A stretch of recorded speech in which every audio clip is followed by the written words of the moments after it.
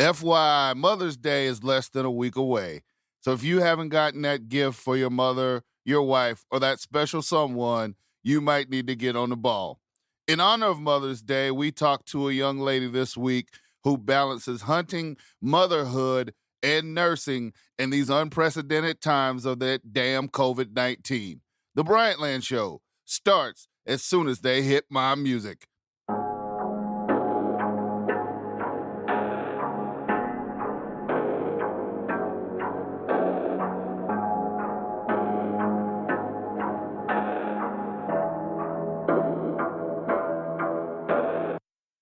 From Stone Mountain, Georgia, this is the Bryant Land Show.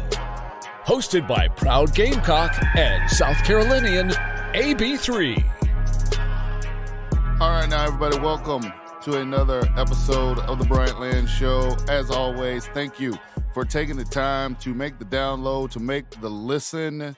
We have a guest today in honor of Mother's Day coming up this weekend, but before I get into that, I've gotten a little behind in shouting out this one person who has been going in and commenting on a lot of the podcasts. And anytime you guys comment, leave a comment or, leave a question or just reach out to me, I'm appreciative. I wish it happened a little bit more, but it is what it is. I know you guys are listening, and I appreciate that. So Woodsman 5150 has been showing up a lot on my Podbean. Podbean is the company that I use to host the podcast, and he's left several comments, several likes, very encouraging messages. He's enjoying the content. He's made it a point to let me know to keep churning out these podcasts for y'all. So I just wanted to take the time and let Woodsman 5150 know that I see you. I see your comments. I appreciate it. Please continue to tell the people about this show and the greatness that is the Bryant Land Show. Now, sometime last week, I made a post because I wanted to get some ideas for Mother's Day gifts to share with you guys, especially hunting-themed Mother's Day gifts. And quite frankly, I didn't get the response that I was hoping for. And if you are a regular listener to this show, then you should look at your other fellow listeners and smack them on the head for not responding. If you're new to this show, audience and listener participation is greatly appreciated. But I made a post looking for some ideas for, like I said, a hunting themed Mother's Day gift so I could share with y'all. My mother's not a hunter, so I'm still struggling to try to figure out what I'm going to get her for Mother's Day. So I was doing this more so for you guys to kind of stir up ideas and stuff. And like I said, it didn't quite go like I wanted to, but I did get a really good gift suggestion from the Decolonized Meat Eater on Instagram. And he says his mom asked for a purple pistol. So, I guess it doesn't get any more motherly than a nice pistol, the color purple, for his mom. So, Decolonized Meat Eater, if you're listening, I hope you pick up that purple pistol, maybe even get it engraved and give your mother a very nice, a very exquisite, if you will, gift. As for my guest this week, it is Miss Bianca Jane. Her Humble Hunt, as she is known on her blogs and Instagram. Bianca was on the show last year, episode 6, when we were still the Bryant Land Country podcast. She came and visited with me, and now I brought her back because I wanted to just talk to her, catch up with her. She's had some great adventures since we last spoke. As I mentioned in the intro, she is a nurse during the time of this COVID-19 foolishness, and she's got to balance not only her career, but motherhood, and get time out to go on some really kick-ass hunts. So we sit down, we chop it up for a little bit, we talk about all of that, and what I'm going to do now is just pull myself back, fall back out of the way, and let you guys listen to my conversation with Miss Bianca Jane. Bryant Land. All right. Welcome back to the Bryant Land Show. Everyone's favorite hunting hillbilly, Bianca Jane. How are you, ma'am? I am doing well. I can't complain. I can't take credit for that. The last time that we talked, I distinctly remember you're like, I'm just a hillbilly from North Georgia that loves to hunt. So Still the same. Same is true. That's me. I will never forget that. So, but welcome back. How have you been? Oh, thanks for having me again. I've been great. The past year since we talked last has been it's been a roller coaster of lots of adventures and lots of good times. I can't complain. Nice. So before we get into the adventures and the things that you've knocked off since the last time we talked, because you got a couple that have piqued my interest.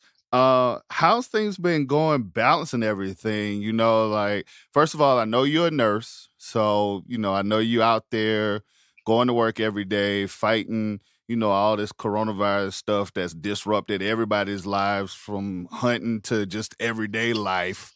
How has that been, and are you maintaining okay? Like, if you had to kind of like stop and take a breath, or like what's that been like? I can definitely say it has affected my life in the most dramatic ways possible. As a single mom of two, with COVID, school being out for one, I've had my kids home. You know, they canceled schools. I'm very fortunate to have a family that supports me, so I could go to work and work the hours that are needed of me as a nurse. So I'm thankful to say that, as far as I know, my area has been cleared. We've been very proactive in keeping everybody safe, and my kids have been safe. My community's been safe. We were hit with tornadoes here a couple weeks back. That was a scary event. We made it through that doing well. It's one of those things where when you get into, you said, no, I want to be a nurse. You know, you knew you were going to be exposed to things, but I guess you never really expect something like this. You know, it's possible, but then there it is. So Right. As far as hunting goes, I had two out-of-state hunts to Mississippi and then to Louisiana. Unfortunately, both of those hunts had to be canceled related to coronavirus, and for a good reason. It's understandable. Just trying to look towards the next big thing for the year, and that's going to be bowfishing. Yeah, and see, that was the thing too, because I was supposed to go to Texas to hunt turkeys, and that it just went by the wayside very quickly. And we tried to figure out ways to do it, but it was just, you know, it wasn't going to be safe. And then especially when they started banning people or having like mandatory quarantine from the time that you land. So it just didn't work out. So, but like you said, it's definitely for the best. It was pretty early on when this happened, and it was a thought of, I have to be able to get back home right. to my kids and everything. So yeah, it had to take a back seat, but you know, I live to hunt, so there's always next year, and the year after that, and the year after that. So damn right. Year I hadn't taken a bird, but for the safety of my family and everybody else involved in the community that hunts, it was for the best. Yep, no doubt. All right, well, let's get past all of that stuff. Again, thank you, obviously, you being in the chosen field, but let's talk about some good stuff. Let's talk about hunting. You had a Osceola hunt since the last time I talked to you down in Florida, and if memory serves me correct, you took that bird with a bow, right? I did. It was my second turkey by bow. Of course, it was one of the ones I needed to work towards my NWTF Grand Slam. It was a full out public land hunt with a female that worked at the check station. She went all in for me and was like, hey, if you want to work for it, I'm like, I'm in. And she got me tags and everything to come down. We were there for, I think it was 5 or 6 days. So it's a really good story because I started off with a shotgun. I always take my bow everywhere. Right. And this was territory I'd never experienced. So, she was very, and this is the female, that's Rochelle. I took her to Canada in return for her awesome work with me in the fall. But it was a public land hunt all out, and I ended up dropping that bird the last day that I was there. Wow. 11th hour or 23rd hour, very last day, huh? Yeah, it seems to be my thing when I'm out of state turkey hunting. The same thing happened in Oklahoma. I just remember her looking at me, and she, throughout the hunt, she was like, you got to do what makes you feel comfortable, because I was in a different terrain hunting a bird that was, in my experience, it was just a different type of hunt for this subspecies. And she said, are you comfortable? What makes you feel comfortable? And I'm like, well, I feel more comfortable with a bow. And sure enough, that last day, I said, you know what, it's all or nothing. And it was her also that we were talking, and she said, where would you shoot this bird at? And I told her, and her input said, the best way to shoot a turkey with a bow is from the front or the back. And I was like, what? Are you serious? And sure enough, she's right. And we actually ended up calling in some deer when I learned a lot from this hunt and various things. So she was awesome. It was very exciting. I don't know if it was just one of those shots that makes you go, whoa. How far was it? I was about 23 yards. No, 17. The last I looked, it was about 17 yards. We put a stalk on this group, and we knew we'd been watching them for a few days, and I just couldn't never get in on a shot, but they kept traveling the same path. Mm-hmm. She taught me that, in recent ash burnouts, that turkeys love ash. Huh. And so she was like, they love to go in there, and they dust and clean with it. Okay. So we had been hard on that area. I'd put a stalk in the day before and couldn't get in, and so this time it was a chance, and I went around to cut them off, and they walked right through, and I just came up with that quick shot. And it happened so quickly. It was like, whoa. Wow. No blind and nothing, just straight spot and stalk using your brush or whatever in Florida for cover? Exactly. The previous days we had been building natural blinds, which had been awesome.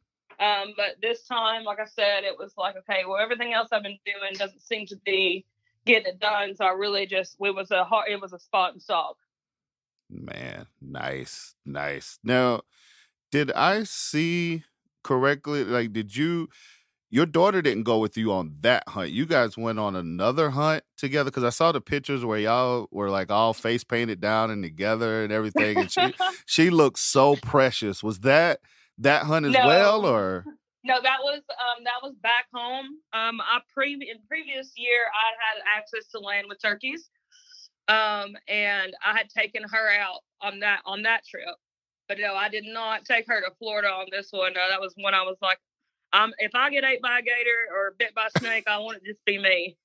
And there are plenty of snakes and gators. Fair enough. I was about to say, like, when you maneuvering around in Florida, especially during that time of the year, I mean, everything has to be out. Like, I'm pretty sure you got to be a head on a swivel down there. Absolutely. For that time of year. It was, which, people ask me how does some of these things come together for me, and I always say, because I honestly don't feel like I know any better at times, and I'm just like, let's do this, let's go. Like, I don't even realize the dangers in some aspects until I'm already cleared, and I'm like, whoo, I'm glad that worked out. Right. But yeah, I didn't know with that area. I wasn't taking her on that trip. That was a home trip that she definitely earned. That's awesome. Now, the bow fishing, that's something a lot of people don't really know about the bow fishing? Obviously, it's one of those things like if you know, you know, but it's still not something that's like heavily like mainstream. How did you get into bow fishing? And obviously, you're going to go back again as soon as you get the chance. But how did you get into bow fishing? It was something that when I haphazardly and just wandered into bow hunting, that through like looking online, I was like, oh my gosh, are they shooting fish with a bow? and the more people I came to meet in the outdoors community, I realized, wow, this is something that's really happening. I had no idea either. And I had a couple friends that had taken me out. My first big trip was when I went down to Florida. I was stingray shooting with Fish Hunter Enterprise, and Mama Cookie, she was like, "Get on the boat. Why are you wearing shoes?" And I was Whoa. like, I don't know, because I don't know what I'm doing. or maybe because you're shooting stingrays with a bow, like that might. Yeah, but it was totally, it was a different. That was my first big one. I went down there and shot with them. Kind of found out stingrays, when we shoot them, they're not as easy as people think they are, because you can't shoot them anywhere or they'll come off the barb. You got to shoot them down the center. Oh, wow. And when we bring them in, we cut their barbs off and release them. You can actually, it's very difficult to kill a stingray. They have a brain about the size of a quarter. And so unless you hit that, they're going to live. They're going to just go on about their life. They're mostly cartilage. So no organs or vitals or anything like that. You got to hit them in the head. If you want to kill them, like, well, we're not really trying to kill them. We're actually doing the community a favor by cutting those barbs off. Okay. The barbs being the stingers that are on their tail. Yes, sir. Yeah. Yeah. And so you can always tell when one's been shot before, but if not, yeah, we bring them in, cut the barb off, and it's a catch and release basically. So then like I got into that, and then I came across, I live in Georgia and out in Alabama. And I was like, it's very exciting. It's a very exciting, a different angle when you love to shoot a bow, because you get to shoot a bow a lot. You might miss a lot, but then I got hooked up with Fatal Impact out in Alabama. Mm-hmm. It's exciting when you're out there till 2-3 in the morning. The big fish start coming out about 12. And, you hear big fish and everybody is just like on edge. Wow. It's a real team effort too. When you shoot a big fish, you've got to get backup shots in, or it's going to run off, and you got to have a good captain that doesn't how would I put it, that doesn't overrun the boat. Right. So it really is kind of a big team effort. And again, I wrote a blog post about bow fishing for beginners, and we are again cleaning the waters. We can only shoot non-game species, and the Chinese carp. There is some species, spotted gar. Some of these fish don't belong in the water here. So we're literally cleaning house for our native fish, which makes it great. Because it's kind of like you said, though, they're basically considered nuisance fish, kind of like how you would hunt like coyotes and stuff like that. You just want to get rid of them. Mm-hmm. Yeah, right. Now, the thing that I saw about bow fishing, and I think you just mentioned it as well, is it's a little bit different than your traditional like bow hunting, where it's like I don't think you're using sights, and then your aim is a little bit different. And like you said, there are a lot of opportunities though. Oh, absolutely. That's a big story. That's a funny story about, I always call it that bow bruise. You ain't shot enough and you ain't earned that bow bruise. I got my first one compound bow hunting, and I learned how to hold my bow right. Right. I got an even worse one when I started bow fishing. The difference in a compound bow and a bow fishing bow is you have an infinite draw. Then on the bow fishing bow, mm-hmm. which is like that, so you can make those quick shots without even going to full draw. Oh, okay. But at the same time, because there's no back wall, right? Until you get enough experience, if you see a fish and you keep holding your instinct, you keep drawing. So, and then you overdraw, and then you know what's going to happen to that string when it comes loose. Right. It's going to hit your arm. And so I actually have my own personal bow fishing bow. It actually has a back wall. But Okay. I shoot an infinite draw as well. I got the first bow because I was like, man, I'm tired of my arm being like hamburger meat. But you get so excited. No, I get it. And for those that don't know what she's saying, whenever you draw a bow, like there's the back wall, we call it the back wall, there's a stopping point. So like if your draw length is, 28 inches or whatever, once you reach the back, once you reach that length, it stops. So it's called a back wall. But like if you're drawing a bow fishing bow, like you're saying, you can just keep going forever. And then if you don't hold it right, that string burn, basically when you release it, that string will eat up your forearm. I learned the hard way as well.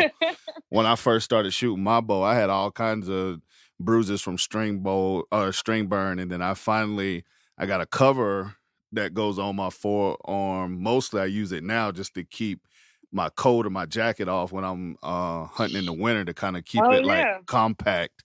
But when I first got it, it was to protect me because I just didn't know what I was doing. That's a great idea, actually. Yeah, no, it does, because especially like when it does get cold down here and you have to wear like a bulky sweatshirt or a bulky like jacket, that little compression sleeve or cover, it shrinks that forearm, so you have less of a chance of your arm hitting that string or whatever and causing your shot to deflect. So what you just said is another story about me hunting in PA this past year. That right there, but you hit it. I'm glad. Thank you, Brian, for clarifying on that back wall. Because if you read anything in my blog and the way I write, I didn't know anything about anything. I just started picking things up as I went, and so it's good to break it down. What does that mean? Because I want everybody to be doing what I'm doing. This is my life. Yeah, no, and it's funny because I was looking at your bow fishing blog, and then I saw the pictures, and I was like, oh, they're in Alabama. And when I saw they're in Alabama, I was like, oh, this summer I definitely gonna have to get out there. Yeah, and try it. Coming up this week. Cole Cultus owns Fatal Impact. Mm-hmm. Austin Duty takes kids, families. He's a very safe guy. Me and him won our first tournament together last year. He literally, Brian, I'm not even kidding you.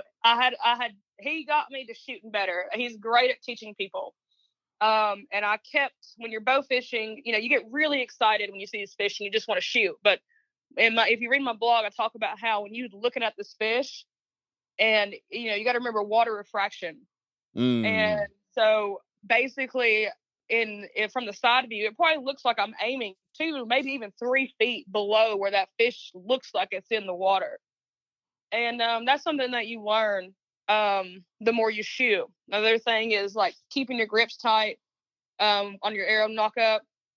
All these things are things that you learn, and that's why I love bow fishing out there with that guy, because he's taught me a lot. And he calls me up one night and he goes, what are you doing this weekend? And I was like, I don't know. Depends on what you doing this weekend. What you got to say, man? And he said, there's a bow fishing tournament, which they do bow fishing tournaments throughout the spawn season in the summer. And here I am again, this hillbilly from North Georgia that I can shoot, I can bow fish, but I'm still getting my big swing on. He's like, you want to come fish this tournament with me? And I was like, me? Now remember, this dude he's 21, 22. He shoots bow hunts without a sight. That's how good he is. Like, he's straight up. He is one of the best. They own an archery shop. His dad's a bow hunter, mom's bow hunter. Wow. So I'm standing next to this guy like, I just want to be like you. And he calls me. He's like, let's go fish this tournament. And it was just me and him.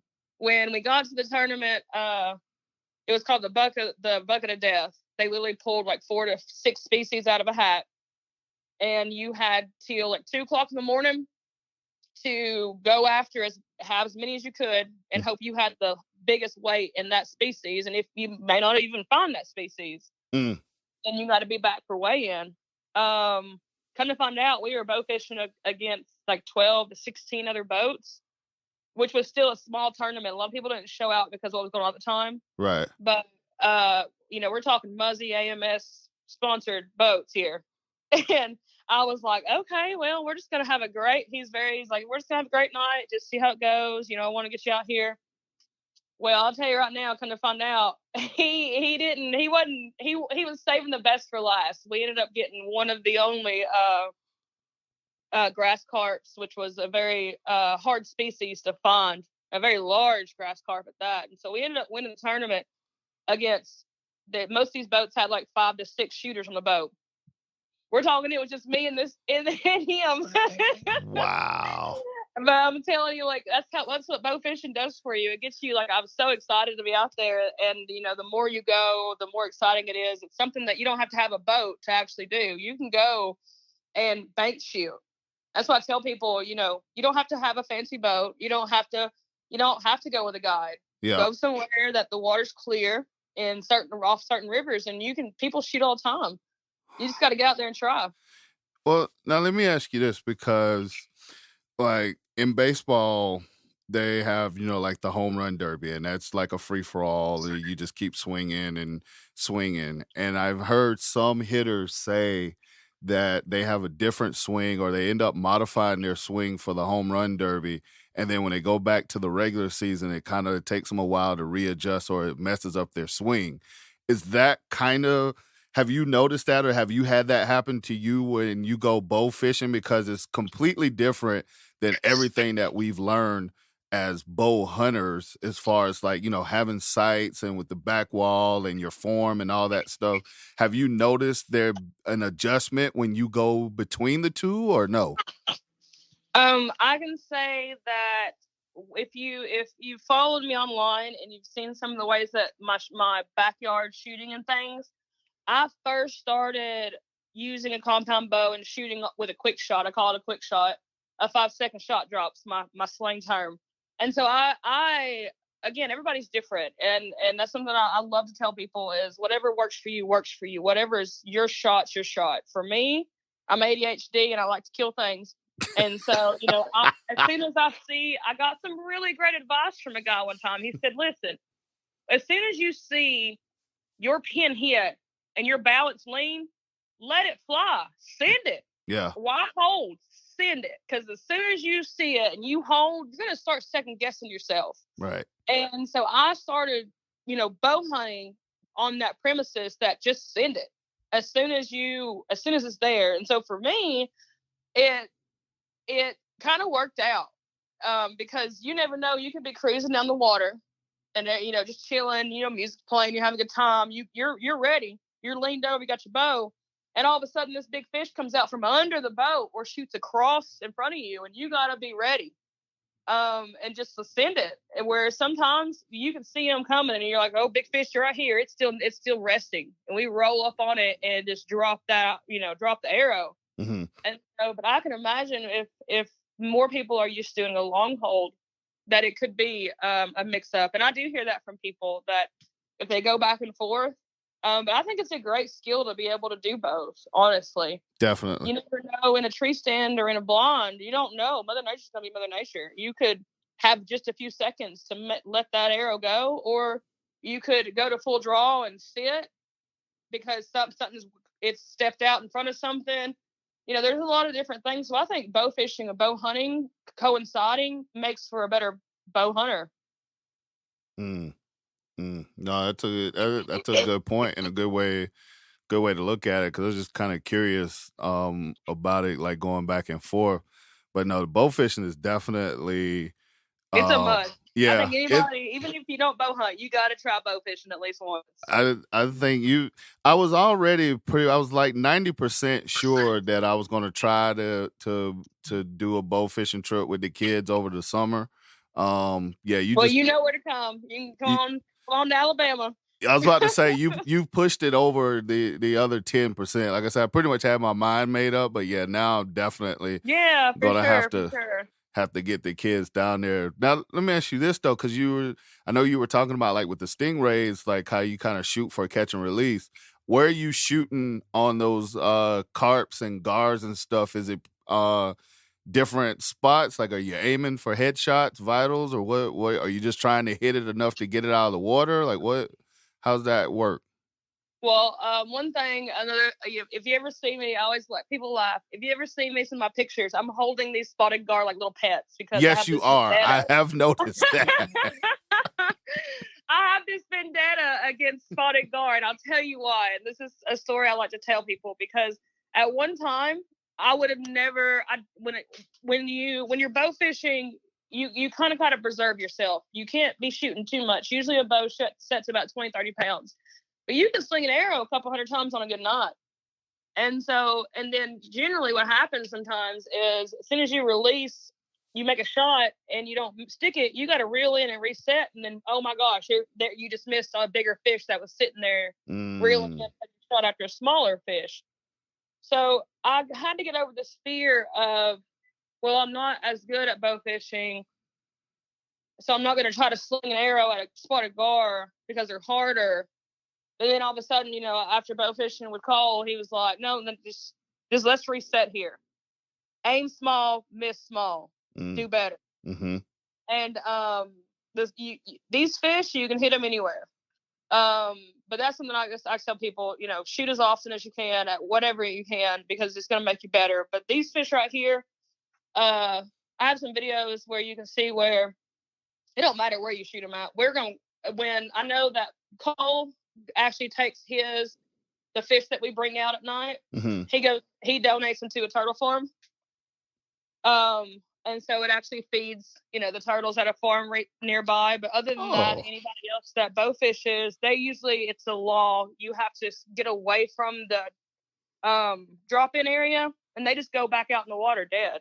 We usually, if it's a big fish, honestly, I don't know what it's called, but it's this thing that has a handle and a big old jagged nail on the end of it. And that's what we'll stick a fish with and drag it in the boat after we've shot it and reeled it in. Right. So these fish are going to die. I mean, you want to get them in the spawn, just because the way a bow fishing arrow is, the barb goes both ways. So if they are strong enough and you don't have enough arrows in it, they'll pull off. Right. And you'll lose that fish. Right. But honestly, you can shoot them anywhere. You don't want to, anywhere, because you want them dead. We want them dead. We want them out of the water. Right. We want to get that big fish. But unlike stingrays, they got vital organs everywhere. So I always say, if you're going to bow fish, wear clothes that you don't mind getting nasty. Right, because you get all the slime and all the other stuff from out in water and all kind of stuff. No, it sounds like a really good time. You got me excited. I tell people, I say, if you ever sneeze in your hand, imagine that down to your elbows. and that's bow fishing. But I mean, it's something you don't even notice till the end of the night. You're like, whatever. Right. You don't really care. It's exciting. It keeps you on your toes. You ever stayed up till 3 or 4 o'clock in the morning doing anything else and done it well? Oh yeah, definitely. When you start bow fishing, I couldn't stay up that late for much of anything. but y'all, I literally, when I landed in the U.S. after going to Canada on my moose and mule deer hunt, I've been there for 10 days. My plane landed. My best friend picked me up and drove me 3 hours to Alabama. I jumped on the boat with Cole and a couple of my friends, and bow fished till 4 o'clock in the morning. Wow. With no sleep, because it's just that exciting. Bow fishing gets you pumped up. It's something I think everybody should try, whether you're an archer or not. It's easy. It's not, I wouldn't say it's easy, but it's something that people can quickly acquire in skill. Right. Now, wait a minute. So, you said you came back from Canada from the moose and the mule deer hunt. Now, this is what, the second or third trip to Canada? Because you had a trip where you were successful with the bear, and I've seen the bear hunt pictures. So was this a second trip with the moose, the moose and the mule deer? Yes. So I was there. This is my second trip to Canada. My first trip, like you said, was on my first Canadian black bear. I'm waiting on that rug. It's coming home maybe next month. I think I'm excited. Oh, nice. But this round, I went up, BRCO hunts, Battle River Cree Outdoors. Saw that I'd been in Canada before. They're a great family. They're a First Nation family. They said, hey, you want to come up and hunt? And I was like, are you asking me this question, or are you just telling me when to come? And so a moose and a mule deer were offered. I was there. I dropped my moose my third day after passing. I think I passed on 6 bull moose. We saw moose from the first 5 minutes. And then 2 days later, I dropped my mule deer. and both of which were just exciting things in my life. I could have, I would have never imagined that I would have killed a moose at this point in my outdoors life. Wow. I'm literally eating those moose ribeye steaks tonight for dinner. There you go. They're great. So that was an awesome trip. I planned to go back to Canada this year in the fall, but it was 10 days. I took Rochelle with me, the female that I had took me to Florida. Mm-hmm. And I was like, she'd never been hunting anywhere else but Florida. Actually only shot off iron sights. And I was like, I really appreciate you going hard in the paint with me. Because she wasn't hunting. She was my guide, basically, on the land that she worked. And so it was such a memorable trip. I mean, I left there with new family. My moose paddles and mule deer antlers are sitting on my fireplace waiting to go to the taxidermist. He's already working on my hides. And 2019 was a very exciting year for me. Wow. Like I can't even imagine. Like a mule deer is still on my list. I talked to a gentleman the other day, guy who is hosts the Western Contours podcast, and he's got me all jazzed up for elk. So I think if I can get past like getting I want a nice Texas deer. That's like what I'm fixated on right now. It's Texas or whitetail? Whitetail. Like I want a nice whitetail, Texas whitetail. Then after that, the elk and the mule deer are on like my list of things that I want to kind of start. To-do list, yeah, like I branching out. Like moose hasn't really captivated me yet. I was looking at some Saskatchewan whitetail hunts. But that's where I've done all my hunting is in Saskatchewan, and there was some. This outfitter actually has one of the record whitetails in that area that was taken down. They're huge. And that's what's got me intrigued. But I have spent time in Canada, not Western Canada, but I've spent time in Canada, and every time I went to Canada, it was cold and. You got to go early season. I literally was on a flight home when the snow came down. And I said, "Praise the Lord."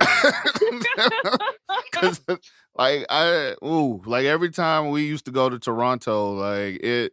Even the one time that I went in August, like around my birthday, it was still cold. Like, so. Yeah. I went September 19th. And so I literally was one of the first people that they had down. I think Deer Meat for Dinner came before me. And one other person. And then it was me, because I was like, listen, me and snow, I live in the South for a reason.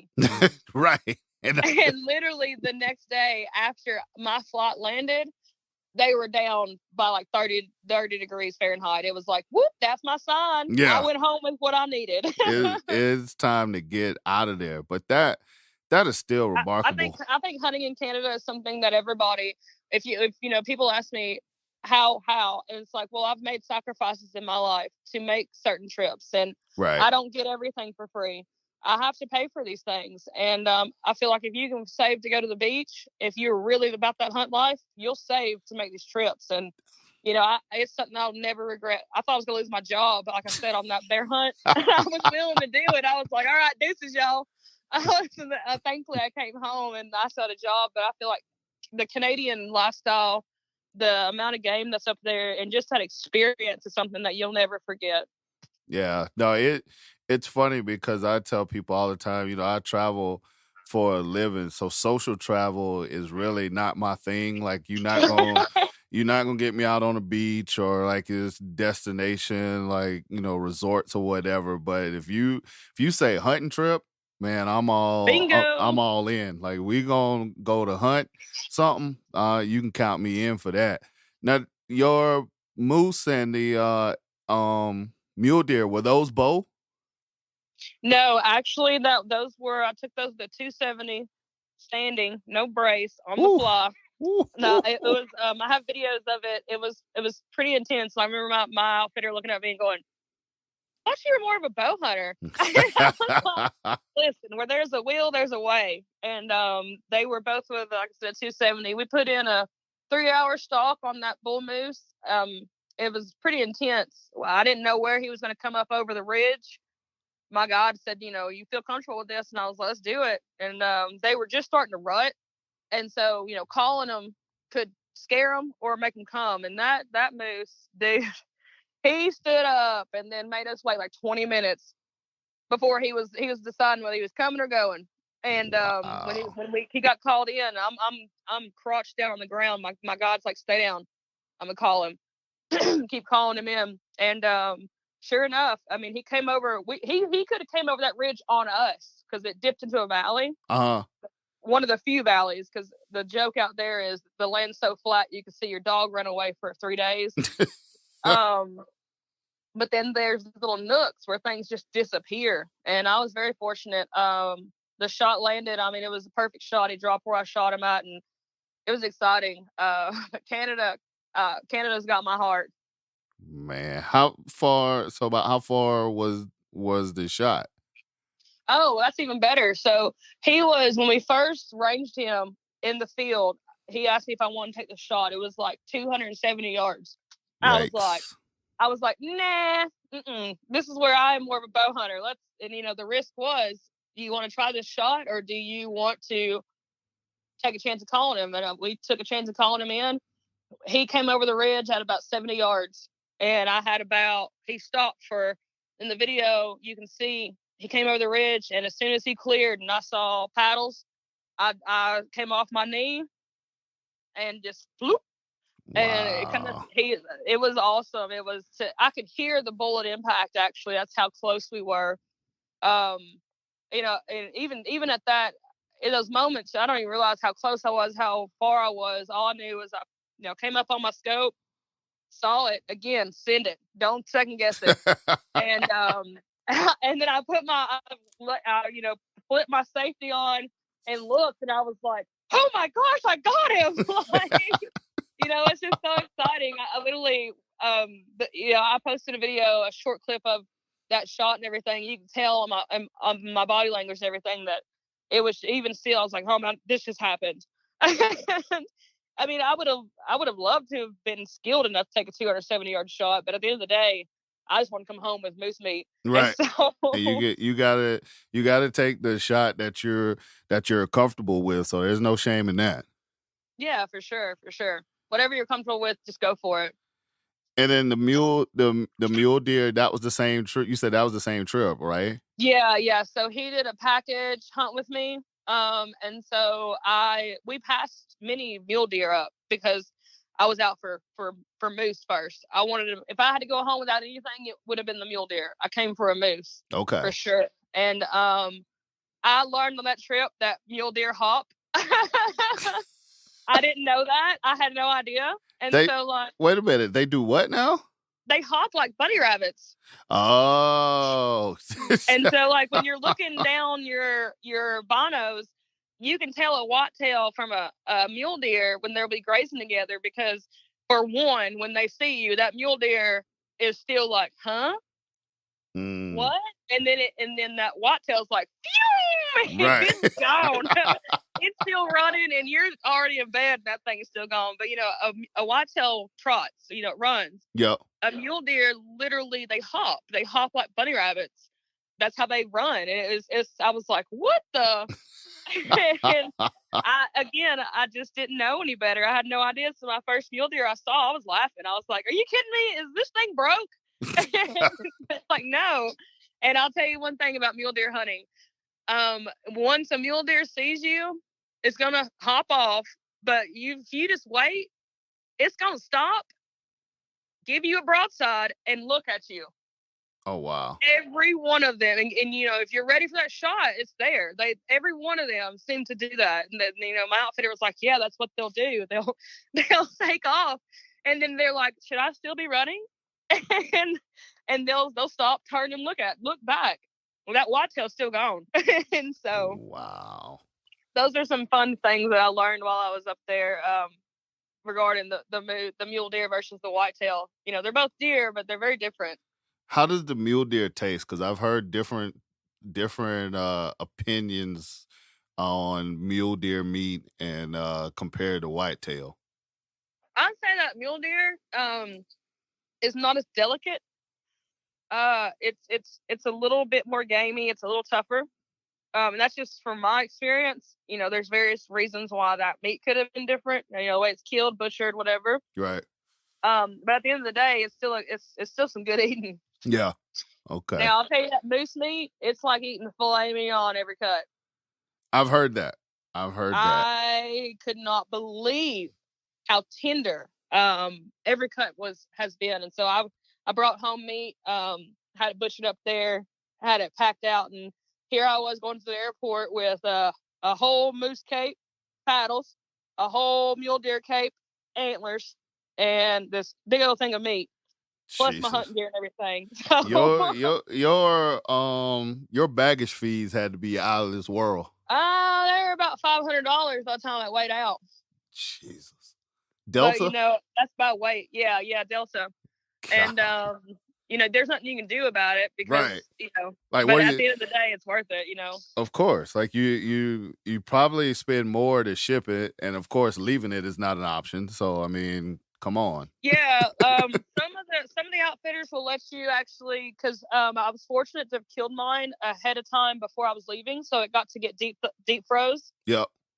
But yeah, you know, that's something I always, in regards to traveling and hunting, you got to be prepared for these kind of fees, you know, butcher fees. If you're going to have it butchered, you know, your going fees are going to be way less than you're coming back, regardless if you ship it home or if you know, check it.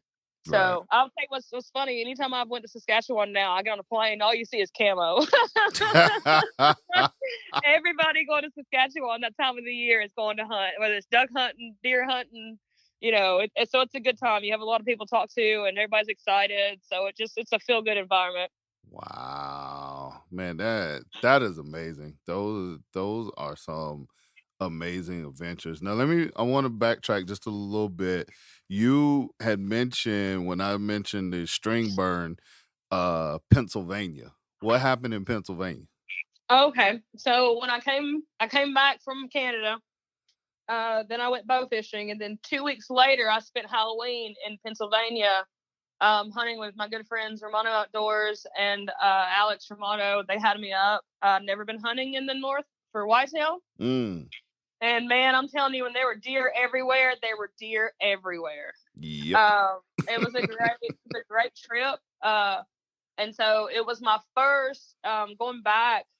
I've killed more birds with a bow than I have successfully retrieved deer. My first deer that I shot with a bow, I was unfortunate to not recover it. And so this trip, I actually shot my first buck by bow that I recovered.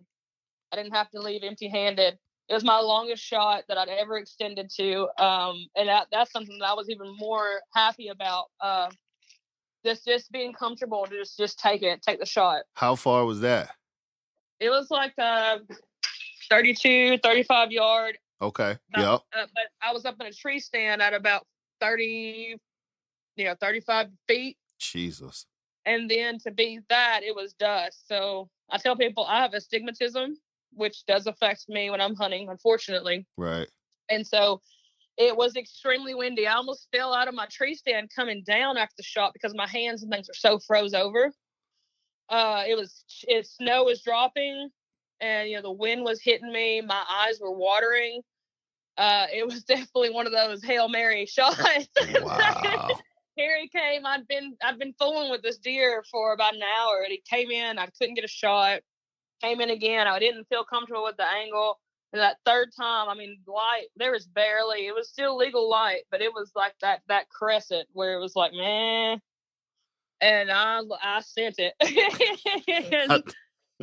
I did. And I knew I hit him. I was shooting my first mechanical broadhead, which is something that I'm pretty proud of because I hadn't felt comfortable enough with my draw weight and several things to be shooting a mechanical. And this, again, I was like, you know what? Let's just do this. Right.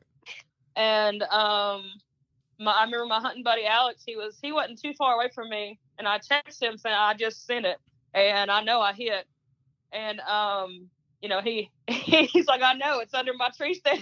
So that was very exciting. The owner of Romano Outdoors, he has twins. They were so excited. As soon as I came back, I'm like trying to open the door, and I couldn't even move my hands enough to open the door. They had to let me in. I was so frozen. And they were like, let's go get your deer. And we want to track the deer. And they made that trip so awesome. And we tracked, there it was. I pulled it out that night. And so that was, it was about the experience, being that high, dealing with that light, that kind of cold compared to Georgia, and taking a shot at that length, kind of builds your confidence. And you're just like, okay, you can do this. Right. But I can tell you, like, that's one of the things that I'm going to miss about spending time in Wisconsin. The first 3 deer I killed were in Wisconsin. And the very first one, it was just like you, like we were up in a tree stand. We weren't up that high, but like it was like 20 degrees, snow on the ground. And my whole thing was I wanted to kill a deer in the snow because I want, the blood trail, that whole nine. Yeah. And we sat out there, like we went out early. We sat till probably about like 11, came down, and then went back up there and then stayed up there till like 4. I think I ended up killing that deer at like 4 o'clock in the afternoon because the sunset was like 4:30 or whatever. So it was like almost last light. We've been sitting out there all day. I am frozen solid. So by the time I get ready to draw back on this deer and he follows the script and stops like right in the spot where we thought he would stop, and I shoot, and I think it's the perfect shot. When I look back at it, I shot that deer square in the ass because I was cold.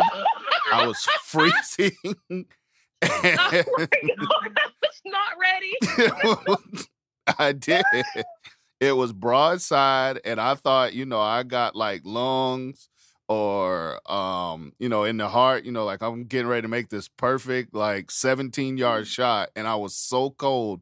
Like I said, I shot that deer right in the ham, in the ass.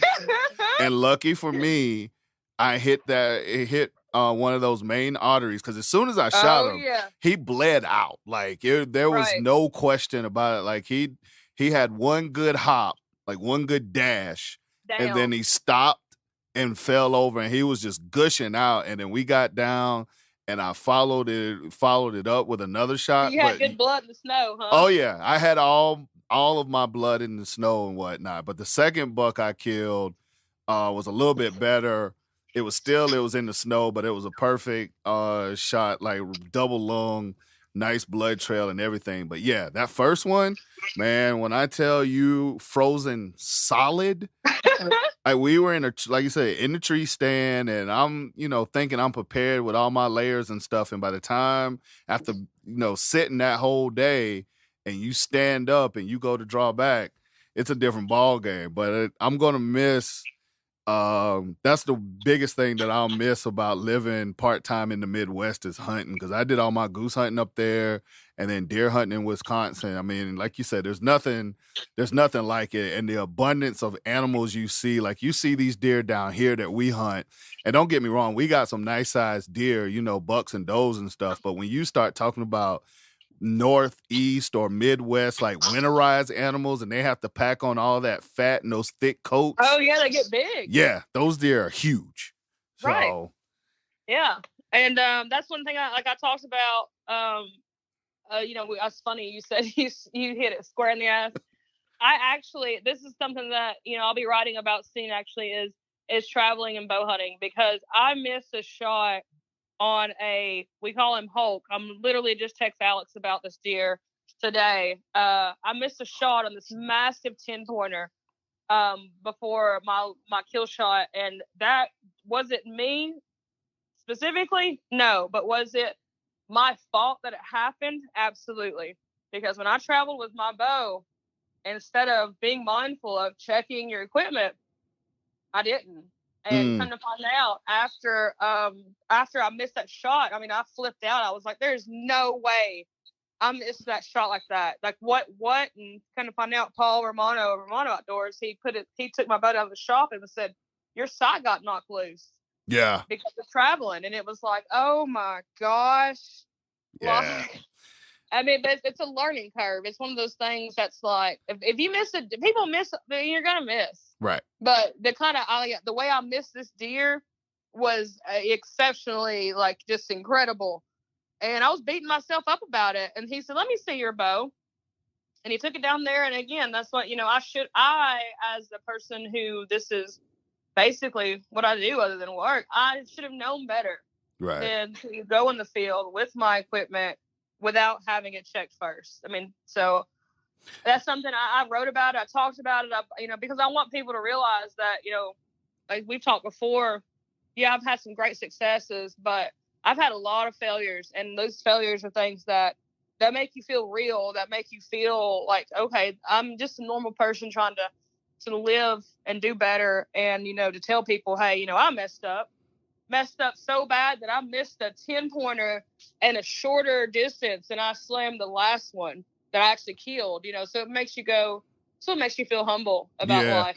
No, it definitely does. Like I'm very like squeamish about traveling with my bow. Like even most of the trips I've been on, there are drives, so it's in the case, it's in the bag, so it's not getting knocked around too much. But even when I was going back and forth to Wisconsin, I would take my bow with me because I'm like, if I got downtime, then I'm going to spend it shooting. And what I ended up doing is taking a Sharpie and drawing like a line where my sight is, so like the perfect spot, where it is. I drew a line, so if it slides to the left or the right, I can tell if it's off of that spot a little bit. And every time now when I travel, like if I travel on the plane or something like that, or even when we go hunting and stuff, and then you slurping through the woods and whatnot, and if you knock a limb or a branch or something, you kind of just look to make sure, okay, I didn't knock something out of place.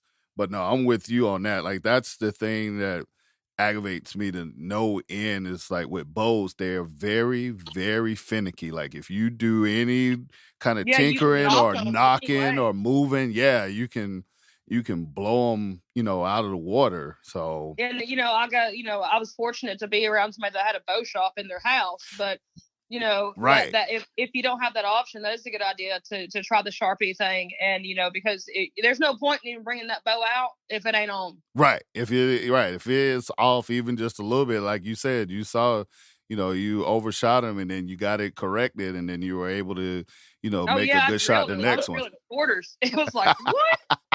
And it hurts. It does. Like talking about it makes me be like, my gosh. But at the end of the day, there's things like that make you better. No doubt. Well, for sure, Bianca, like I said, I'm not going to keep you long. I appreciate you taking the time out of your day to come back by. Before you leave, though, please tell everybody about your blog. I've read your blog on several occasions. I think you do great work with that, with the way that you write and your writing style. I'm always checking out your videos and stuff on Instagram. So let people know where they can find all of your stuff. Okay. So, yes, you can find me on Instagram at herhumble_hunt, also known as Bianca Jane. You can find the link in my bio to my website. Which is herhumblehuntOutdoors.com. You can find me on Facebook, Her Humble Hunt. Everything ties into, I love to write. My blog is based on beginners for beginners. If you're new to my stuff, I didn't grow up hunting, so you'll find a lot of beginners tips, how-tos, and you can laugh with me on some of my mess ups and enjoy some successes that I've had through the development. And as always, feel free to send me a message. Let me know how things are going, and wish me luck as I continue to hunt with whatever information I have and just give it my best shot. Awesome. Thank you again. Hopefully once all this is over with, we can link up at a show or something like that. Yeah, for sure. Awesome. Bryant Land.